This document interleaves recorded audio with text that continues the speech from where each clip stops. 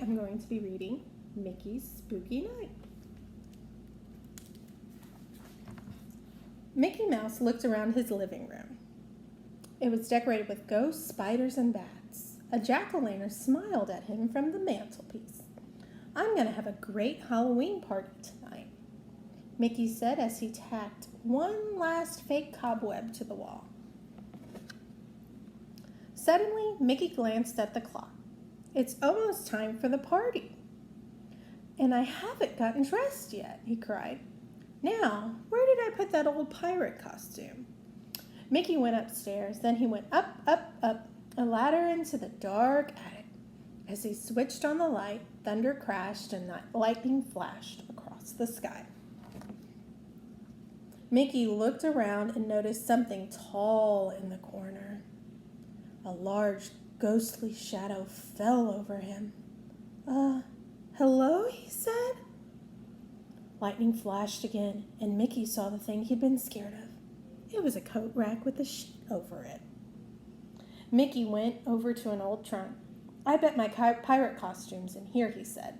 He brushed off the dust, but there was so much that it tickled his nose and he sneezed. Mickey turned the key into the rusty old lock and opened the trunk. A skeleton popped out. Mickey jumped back. Then he realized it was just a plastic party decoration. "Phew! Guess the joke is on me. The skeleton will be perfect for my party." Mickey rummaged around. "I better take the whole trunk downstairs," he said. "There's a lot of cool stuff in here."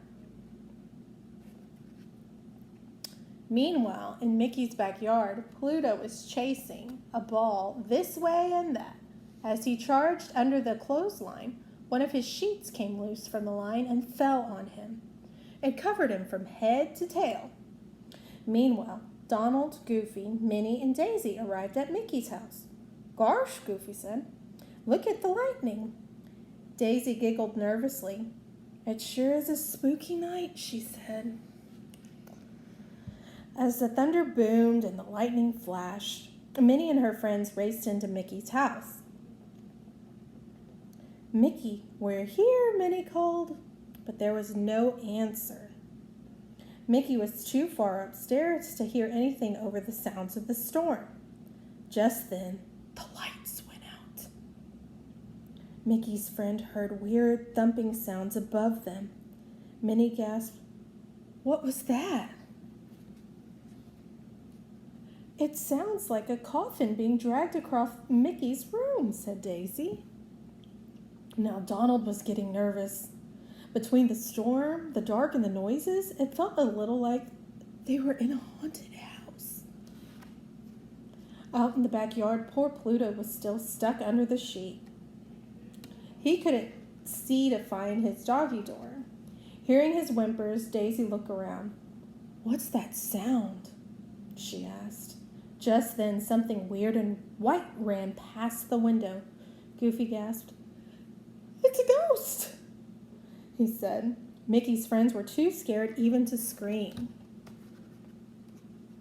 Back inside, Mickey's friends heard shuffling feet.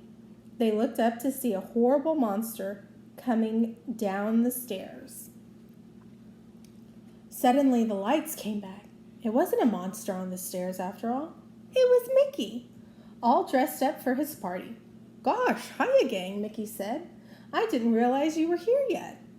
Minnie smiled. "Oh, Mickey, it's just you. You really scared us. We thought you were a ghost," said Goofy.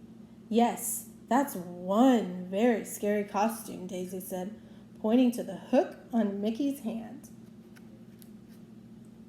Daisy picked up a cupcake and smiled. "Mickey, this is the scariest, most exciting Halloween party ever. How did you do it?" Goofy nodded. "Yeah, Mickey, it's the best haunted house I've ever been in," he said. Haunted house? Puzzled Mickey looked around. Just then, Pluto found his way through the doggy door and into the living room. Mickey and his friends looked up and saw a ghost. Then Mickey realized it wasn't a ghost. "Oh, Pluto, it's just you," he said. Mickey's smiled at his friends. With all of these ghosts and noises, this really is the scariest Halloween party ever. Have a great day reading, everyone.